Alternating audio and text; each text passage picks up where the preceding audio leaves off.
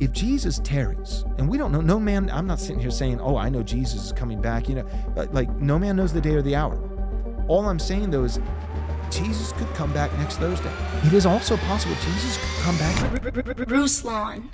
You know what's interesting is just hearing you talk, it reminds me, I think that one of the things when I look at the political landscape that I think a lot of conservatives do a bad job of is having vision for future. Yeah. Right. And so conservatives just end up being reactionary. Right. And it's just like, trans is bad. Right. LGBT bad. These people bad. And you're just reacting, trying to put out fires instead of leading with any sort of vision, you know? And so what I like about what you're saying is that there's a vision, there's a hope, there's something bigger that we could point people to that I think in the current political climate, in the current conversations, it's a lot of just reactionary stuff without driving anyone to any sort of vision. It's just, let's just take it back to the good old days. And it's like, yeah, you're right. Okay, but not everyone may be with that. And the good old days, to your point, and all these other things may have not been good for everybody. Yeah. And so, there's a truth there. But if we're saying, but no, let's go here. Let's go towards businesses. Let's go towards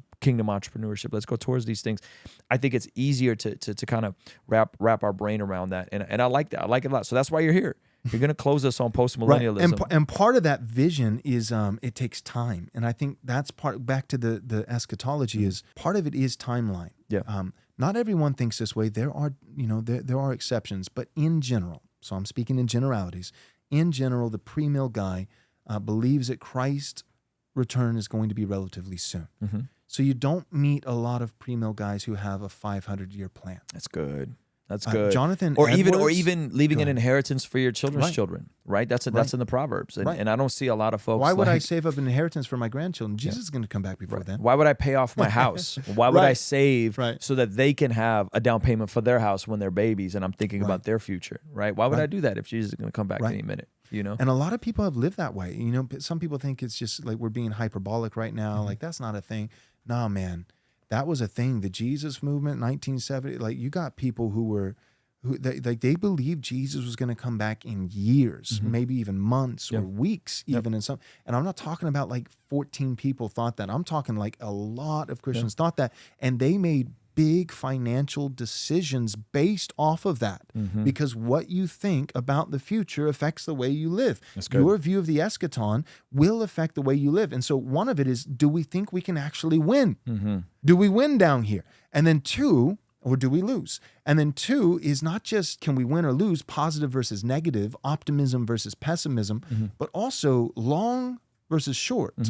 And so Jonathan Edwards, he was post-mill, just like the Puritans. And in some ways, he was kind of like the last of the Puritans. But Jonathan Edwards, he was thinking long-term. Yeah. He wasn't just thinking, so he was thinking victoriously, but he was also thinking with longevity. And in that longevity, you can look, it's so fascinating. I can't recite it from memory. But if you look at Jonathan Edwards, you can just Google it and say, what did his kids do, grandkids, great-grandkids?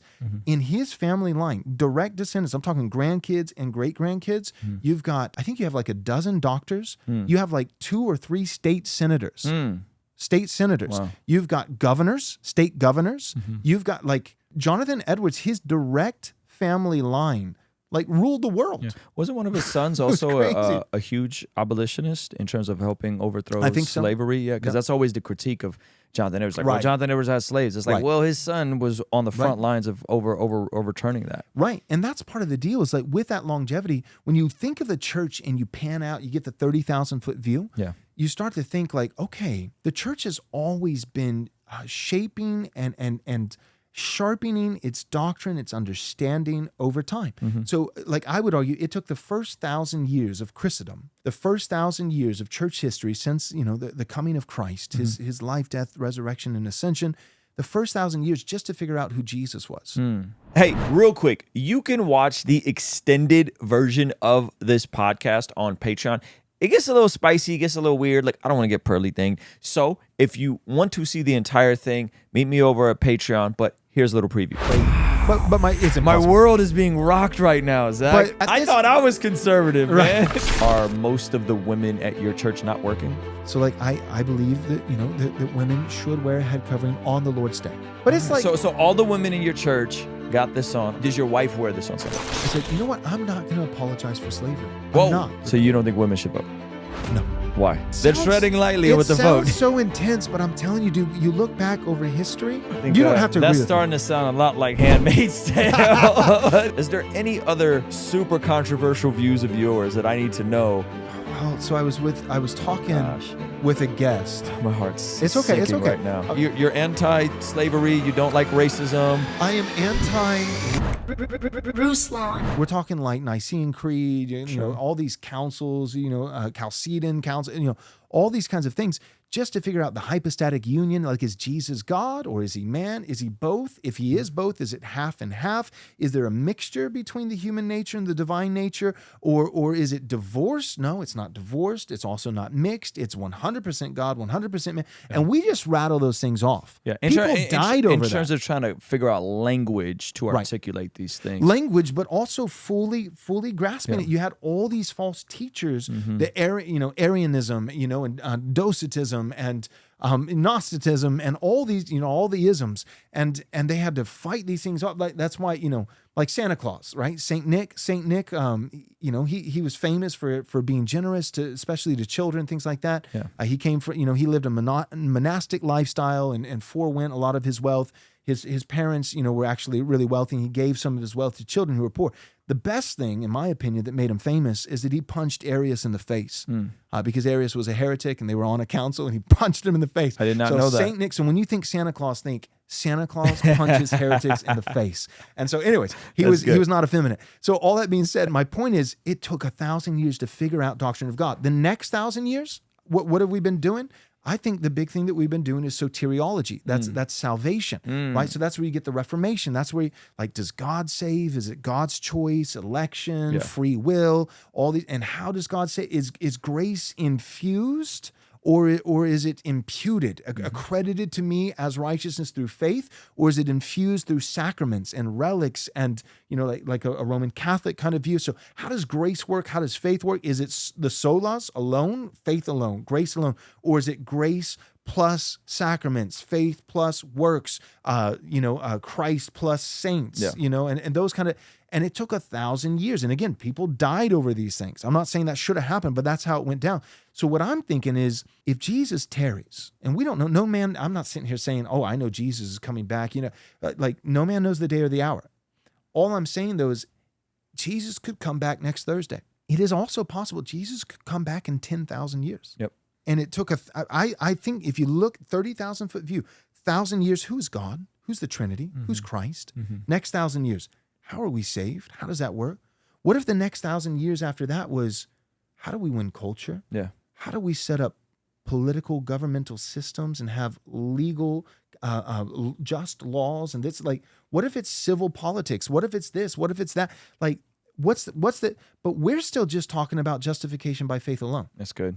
And again, it's never anything less than that's the tip of the spear. Yeah. That's the heart of the gospel. Yeah. But what I tell my church all the time, justification by faith alone is the heart of the gospel. It's not the end of the gospel. It's the door. But the end of the gospel is not justification by faith alone. The end of the gospel is bellying up to the table of the Lord and communing with the triune God forever. It's not just how do I get in and how does he wash away my sin? That's vital. But then it's also communion with the triune God. Yep. And in that communion, living out that communion, it's walking in the victory that he's purchased for us. Yeah. And we don't know what it's going to look like day to day. My life might be that I'm thrown to a lion's den. But what I'm saying is that the trajectory overall, I think it's long, not short. And it's up, not down. Will they be some dips along the way, just like the stock market? The last 100 years, overall, that bad boy's up. You play it just in 18 months, and you might lose. So in the big scheme of things, a whole generation could be downhill. I think right now we are in a dip. I'm not sitting here saying, look, man, America's doing great. Last 3 years have been fantastic. No, this is a dip. And I wouldn't say the last 3 years have been, I would say since the Enlightenment, I think we've been in like a 200 to 300 year dip. I really do. However, that's coming off of about a 1,200 year spike. I'm talking all the way back, Constantine, King Alfred, all the way to England. Like Christendom is, and it's like, oh, you mean those white oppressors? Yeah, the guys who went to India and said you can't bury the wife of a man alive with her husband when he dies. Those oppressors. Yeah, Christendom was so bad. Like, no, like, again, there are bugs, but there are features. And I think let's keep going. Move the ball down the field. There's more that we can do. And it's never less than preaching the gospel, seeing people get saved, planting churches. But what about all this stuff?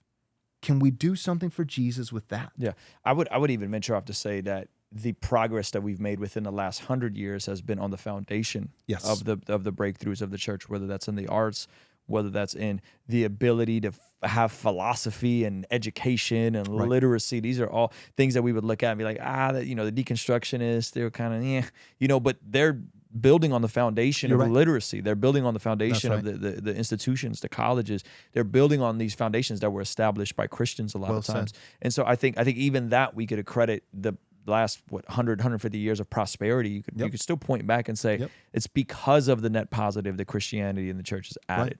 So I like that. Hey, if you want to see the extended version of this podcast completely unedited, consider partnering with us in our online community for as little as $5 a month. In exchange, you get access to these podcasts as we stream them live before anyone else gets to see them. You get access to the replay of our daily after party streams, access to our private Discord server, access to discount codes, and so much more. So help us continue contextualizing the gospel through media, podcasting, and YouTube, and partner with us for as little as $5 a month. Also, be sure to follow us on the Spotify podcast app, on Facebook, and on Instagram. We're constantly posting content there that I think you'll find extremely valuable. All right, I'll see you over there. Peace.